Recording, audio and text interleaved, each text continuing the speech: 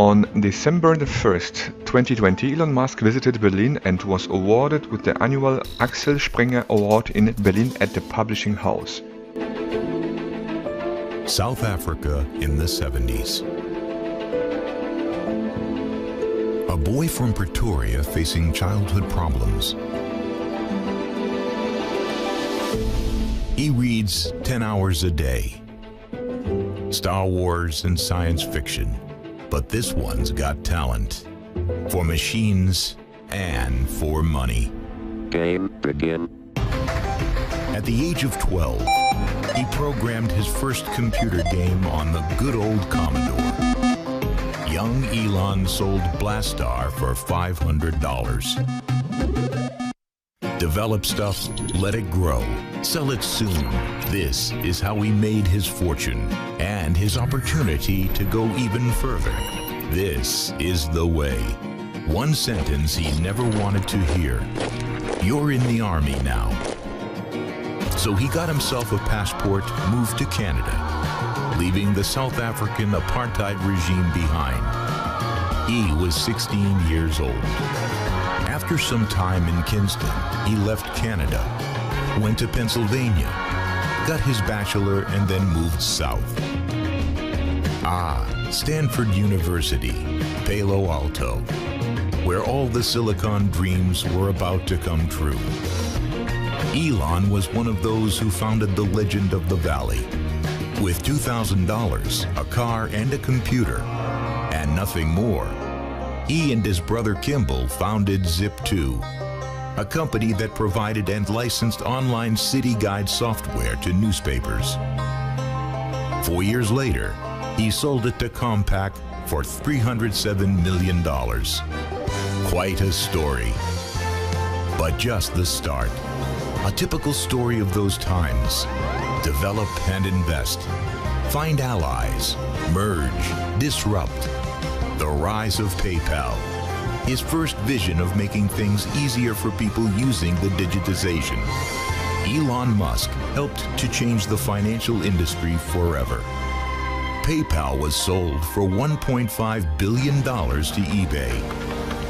Elon held 11.7% of the shares. A big winner in the big game. Money that he uses to make the world a better place. He attacks on the world's best settled market, the automotive industry. We created Tesla to make a difference in the world. Tesla, disruption at its best. Not everything worked out perfect. Oh my fucking God. Well. But his long breath proved him right. He is pushing all his competitors forward. He is expanding. He leads technology. He leads infrastructure and logistics. And if necessary, he works and sleeps at the factory. And he is ein Berliner. Soon, very soon. We've decided to put the Tesla Gigafactory Europe in the Berlin area. Yeah. That's the news! And Tesla is just on the cutting edge of an idea. Autonomous driving is born. So for us, being a little startup, we had to start off with a car that was in low production and necessarily expensive. Their idea of an electric car is something that doesn't look good, isn't fast, doesn't have high performance. We wanted to break the mold of all of that. That's what we sought to achieve. Saving time for important things. Saving time for stuff that is fun. Well, it is fun to drive a Tesla. But on an endless motorway, even riding gets tiring. It's human. We're bored very soon. Let the car drive and get some food for the brain while it does the work. And last but not least, fuel it with energy that is not harmful to the planet. Elon embraces his responsibility. But this is never enough. Much more is needed. Elon can't stop thinking about the future, of making things work better, more efficient. A visionary, a man who never gives up.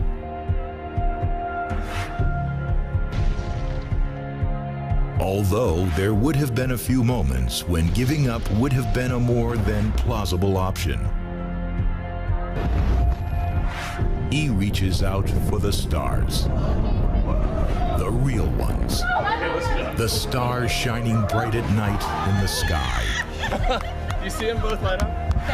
He is a superstar. And still the kid who loves sci-fi. SpaceX is not only a business, it's not a hobby, it's a passion. Elon is CEO and its first spaceship designer. It is all rocket science, really. Many laughed at him. NASA with its billions, the Russians with their ruthless and dead serious ambitions. The whole goal of SpaceX was for space exploration technology, and that's helping make humanity a space-faring civilization. He transported Americans to the ISS. 3, 2, 1. Ignition.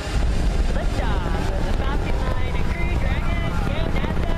Go SpaceX. Godspeed. Spot a dog. Private economy is more effective and sustainable than state economy. Crew Dragon is a gentle slap in the face for over-the-top institutional rocketeers. The Russians took it personal. Elon Musk must not be quoted by them.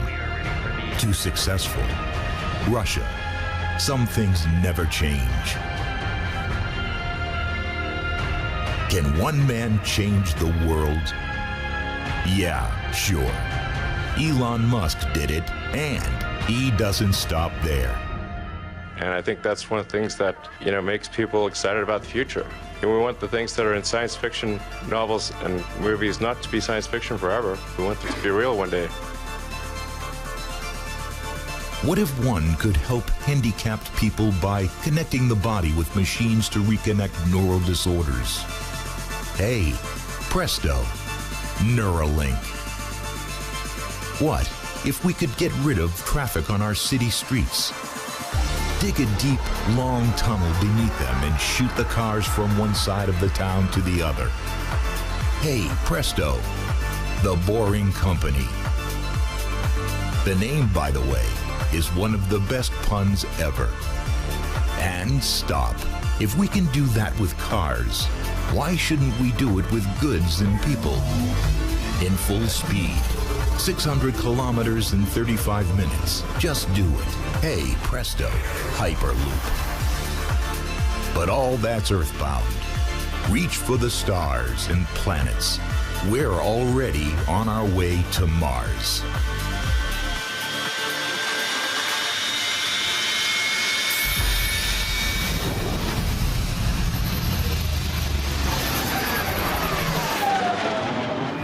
On the sidelines of the award, Musk spoke to the Springer boss Matthias Döpfner about his career, his plans, the current situation, and his beliefs regarding the future of the Earth, mobility, competition, and possible cooperation with other companies.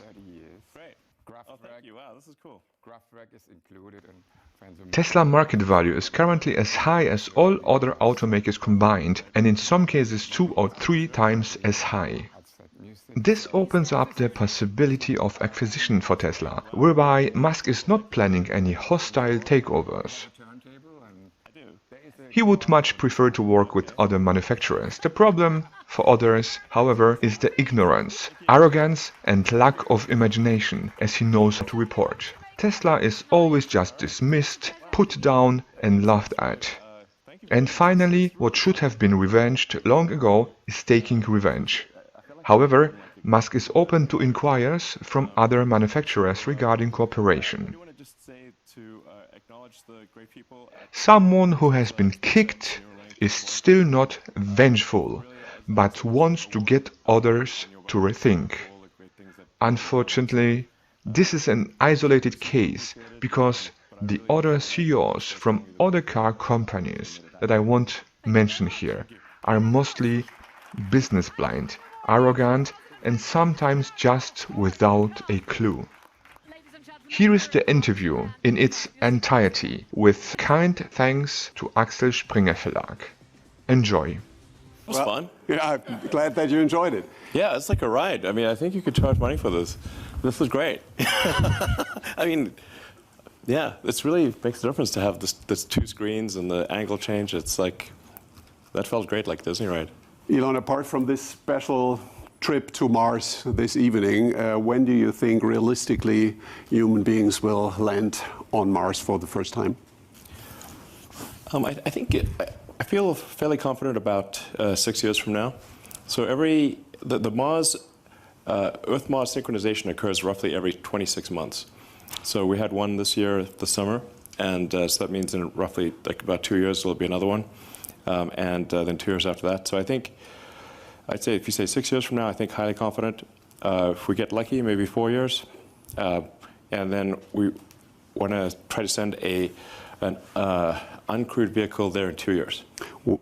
When will your first trip to orbit will take place? I don't know, possibly in 2 or 3 years. I'm mostly concerned with developing the technology that can enable a lot of people to go to Mars and make life multiplanetary, have a base on the moon, a city on Mars, and I think it's important that we strive to have a self-sustaining city on Mars as soon as possible. I mean, I'm optimistic about the future on Earth, but it's important to have life insurance for life as a whole.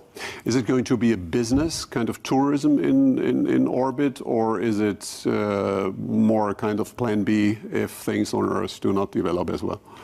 It's not exactly a plan B. It's more that I think there's two aspects to this. One is that we want to have a future that is inspiring and exciting. And what are the things that you find inspiring and exciting about the future? And I think a future where we are a spacefaring civilization and out there among the stars, I think that's, every kid gets excited about that. You don't even need to teach them. They just get it. It's like instinctive.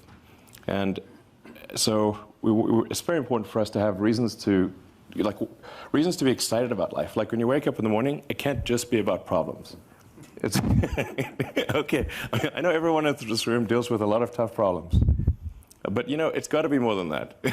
So, I think a future where you can say, hey, even if it's not you, there's going to be people out there. We can have a base on the moon.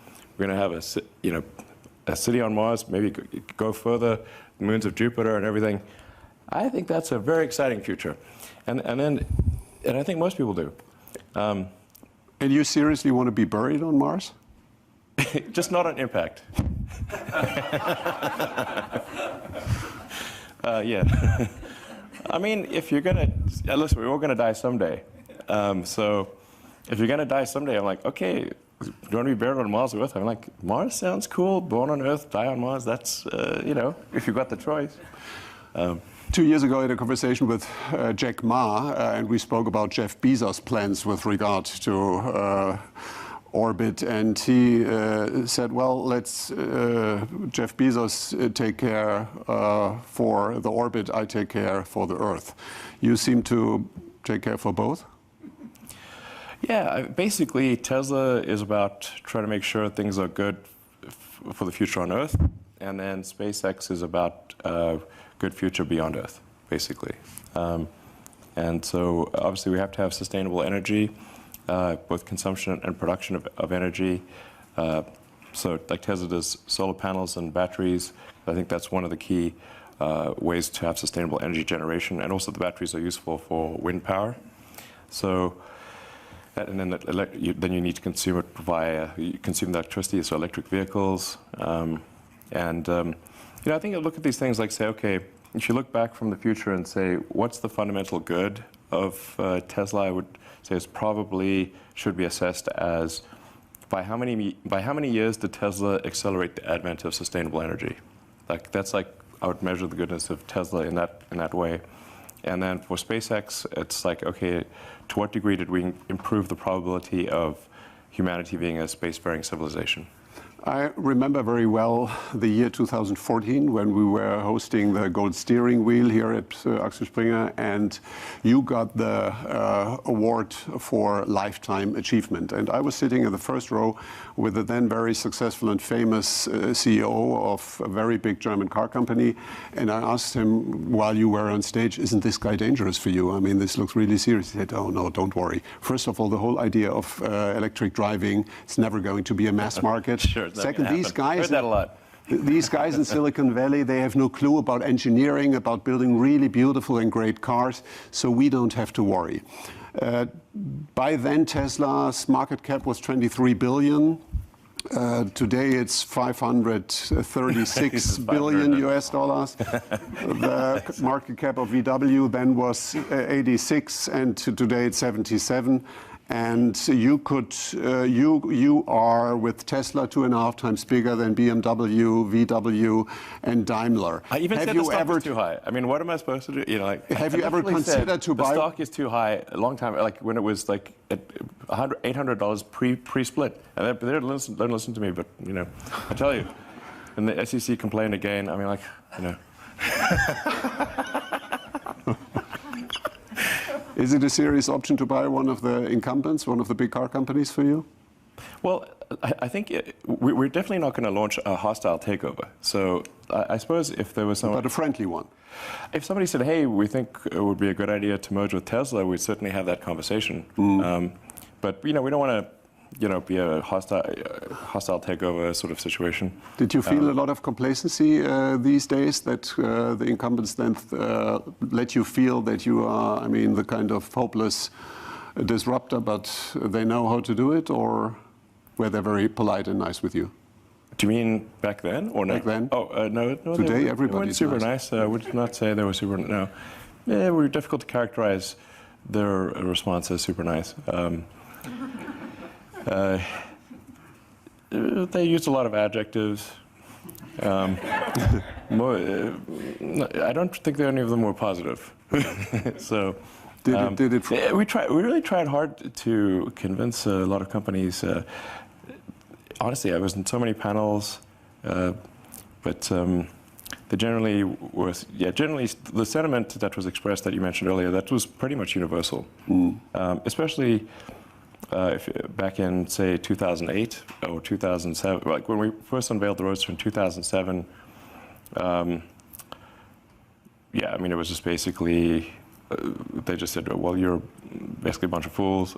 Well, I mean, generally they would say, like, well, starting a car company is crazy, you're going to lose all your money. I was like, I think I probably will lose all my money, I agree.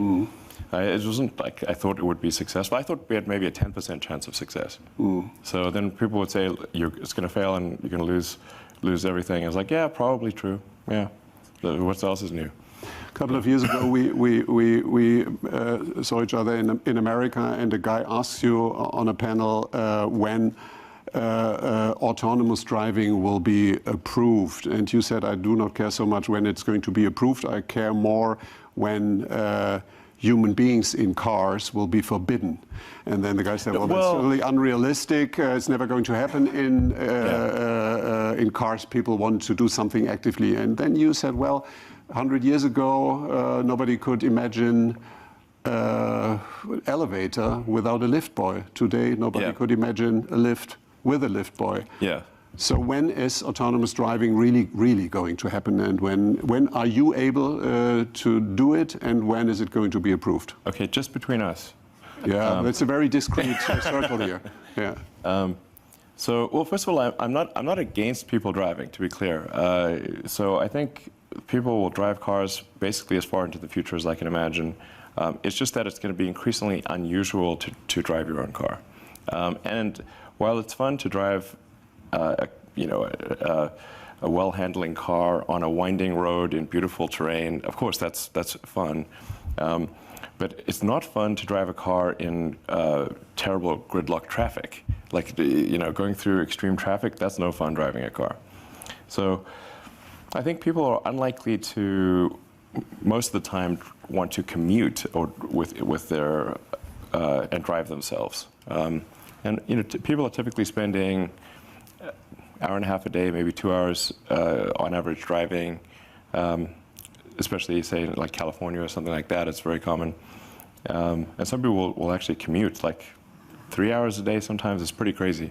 So I think if you say fast forward to like 10 years from now, I think 10 years from now, almost all cars will have full autonomy capability.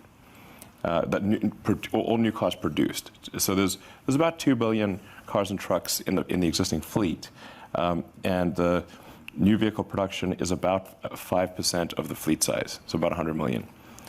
So even to the point at which all cars are autonomous, it'll still take 20 years to replace all the cars, assuming that the number of cars and trucks in the fleet stays constant. But like say 10 years from now, I would say vast majority of cars electric, like maybe 70-80% or more, and almost all cars autonomous. Electric autonomy is absolutely the future, no question. It's just a question of when. But then, like I said, sometimes people think that means the global fleet gets replaced instantly. It's like, nope, you have to go 20 years beyond that point before, 20 years from the point at which all new cars are electric, then the fleet will be replaced. This is just an important, it's not like, sometimes people are used to like mobile phones and that kind of thing. It's like 2-year or 3-year replacement rate, but cars are a much more expensive asset, a longer life. Anyway, to actually answer your question, I'm extremely confident of achieving full autonomy and releasing it to the Tesla customer base next year. Now, there's a uncertain period of time for when regulatory approval will take. How long will it take? But I think if you are able to accumulate billions of kilometers of autonomous driving, then it's difficult to argue and look at the accident rate when the car is autonomous versus non-autonomous. And in fact, our statistics already show a massive difference when the car is on autopilot or not on autopilot. The safety is much greater even with the current autopilot software. And we are discussing level 5 autonomy, so really yes. full autonomy. Will yes. Europe lag behind, or will it be approved here at the same time like in America or China? It's hard to say exactly when it will be approved. I mean, just and our customers already know this, but the EU regulators are the most conservative. And I don't know if people want that to be the case or not. Our customers are sort of unhappy about it. But yeah, they only meet every 6 months. It's a bit of an arduous. Yeah. Maybe meet more often, I don't know. Yeah, but I think at least some jurisdictions will allow full self-driving next year. Okay. Exactly a year ago, you were announcing in this very building that you're planning to build a new site near Berlin. Yeah. And a couple of months later, in June, you started. You want to finish it by July next year. We did a little tour this morning. It's impressive how advanced it is, and it's almost unbelievable. Germany, and particularly Berlin, is not world famous for finishing construction sites in time and in budget. So you've created a kind of anti-Berlin airport project. Why Berlin? Why did you go to Germany and to Berlin to get that big project done? Sure. Well, first of all, I'm actually a big fan of Germany. I love Germany. It's great. I have a lot of friends, German friends, and I think Berlin is a very fun city, and I think there's also, from a location standpoint, people like, say, young people can live in apartments at a reasonable price in the city of Berlin, but if somebody's got a family, they can still have an affordable house. So it's a good location, offering good living for people of all ages and incomes, and Berlin mayor once said Berlin is poor but sexy. Is that what attracted you? Berlin's not that poor, but it's definitely sexy. Could you imagine to spend? So we're going to have, like, when we open the... you're all invited, by the way. When we have the opening for Giga Berlin, we're going to have just a big party. You know, we're going to have like start off on the day, have more sort of family music, and then gradually get more hardcore, and then go, you know, midnight techno till dawn. Do you plan to spend more time in Berlin yourself? You want to partly live here? In fact, yes, I'll be spending a lot of time here. Where do you sleep tonight? Tonight's in the factory. In the factory, not in a hotel? Well, technically in a conference room in the factory, but yeah. You sleep in a conference room in the not finished factory tonight? Yeah, it gives me a good feel for what's going on. Alone, or? Yeah, I assume so. Is this an invitation? Yeah. Okay. Elon, you have so many projects. It's not only Tesla or SpaceX, it's Neuralink, it's the Boring Company, so many things. And when we discussed last time, I asked you, what is the most important project or the most important topic for you to deal with in the foreseeable future? And you said that is truly the role that AI is going to play in our society. Could you explain why, and why that is a big opportunity, but also seems to worry you? Yeah, I think, well, I mean, humans have been the smartest creature on Earth for a long time, and that is going to change with what's typically called artificial general intelligence. So this is, say, an AI that is smarter than a human in every way, could even simulate a human. You know, this is something we should be concerned about. I think there should be government oversight of AI developments, especially super advanced AI. It's just, this is anything that is a potential danger to the public. We generally agree that this should have government oversight to ensure that the public safety is taken care of. Because you fear that one day mankind could serve the machines and not the other way around? Honestly, when I see people on their phones, I think we're already serving the machine. Now. Yeah. Yeah, it's like everyone's answering the questions. You know, every time you do a search or add information, you're sort of building this, the digital group mind. But yeah,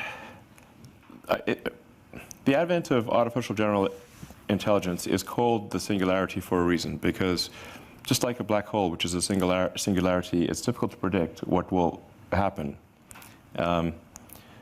So it's not as though the advent of AGI is necessarily bad, but it's bad as one of the possible outcomes. And when is singularity in the definition of Ray Kurzweil going to happen? Well, I think you were saying he's predicting 2025. I think that's reasonably accurate. Mm. And how can it be avoided that is then more a threat for humanity than an opportunity? Is it a question of governance, so that there is not too much power in one or in few hands? Or how would you make sure that it goes into the right direction? I think we should have a government oversight, just like we do. We have government oversight and regulation of cars and aircraft and food and pharmaceuticals. These are all, you know, there are regulators that oversee these developments to ensure public safety. And I think digital superintelligence would also be potentially a public safety risk. And so it should be, I think it's very important for regulators to keep an eye on that. Who should own the data by then? I think everyone should own their own data. Like individuals should own their data. And it certainly shouldn't be tricked by some terms and conditions of a website and suddenly you don't own your data. That's crazy. Who reads those terms and conditions anyway? So, but I think it's just, you know, like we wouldn't let people develop a nuclear bomb in the backyard just for the hell of it, you know. That seems crazy. So digital superintelligence, I think, has the potential to be more dangerous than a nuclear bomb. So, yeah, we should somebody should be keeping an eye. We can't have the inmates running the asylum here. Which is a global issue, because if we do well, but China has other rules and a different regulatory framework, that is another Yeah, I don't think. challenge? Yeah, I generally like that. This is one of the rebuttals I get from those developing AI. And Tesla is also developing a form of AI with self-driving, but it's a very narrow form of AI. Just like the car's not going to wake up one day and take over the world. So it's but the rebuttal I get is like, well, you know, China's going to have unfettered AI development, and so if we have regulations and it slows us down, then China will have it. And I'm like, look, from my conversations with government officials in China, they're quite concerned about AI as well, and they, in fact, they're probably more likely to have good oversight than I think other countries. What is the biggest challenge ahead of us? In general, not only with regard to AI. What is the biggest problem that needs to be solved? What's the biggest threat to humanity's future or something? Well, AI is certainly one of the biggest risks. It could be the biggest risk. I think we need to watch out about population collapse. This is somewhat counterintuitive to most people. They think that, well, there's so many humans, maybe too many humans, but that's just because they live in a city. If you're in an aircraft and you look down, they say, if you dropped a cannonball, how often would you hit a person? Basically never. In fact, there's stuff falling in from space all the time. Natural meteorites, old rocket stages, all the time.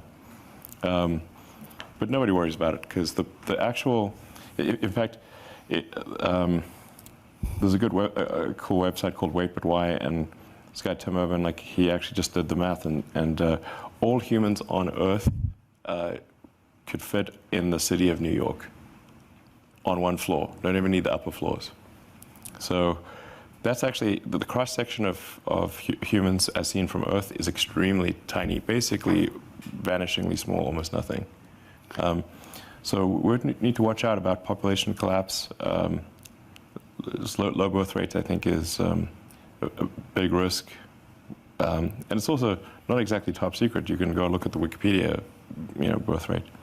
So, and this is actually this is definitely the civilization ends with a whimper, not a bang, because it would be a sad ending, where the average age becomes very high, and really the youth are effectively de facto enslaved to take care of the old people. This is not a good way to end. Do you have any new projects dealing with these topics that you've just addressed? Well, I'm trying to set a good example on the kid front. 6 kids. Yes. For now.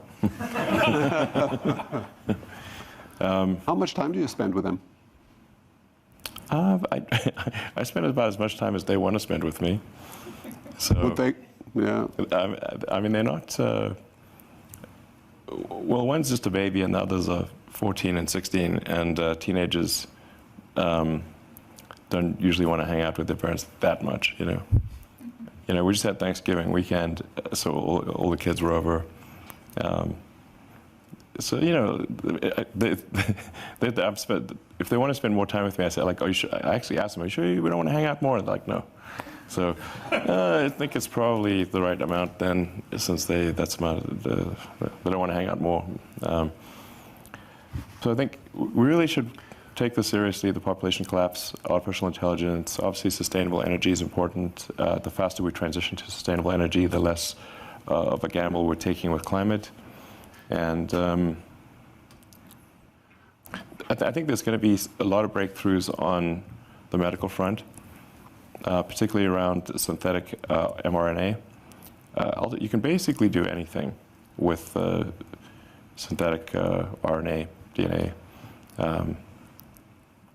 It's like a computer program. So, I think with enough, with effort, that's not too crazy. You could probably stop aging, reverse it if you want.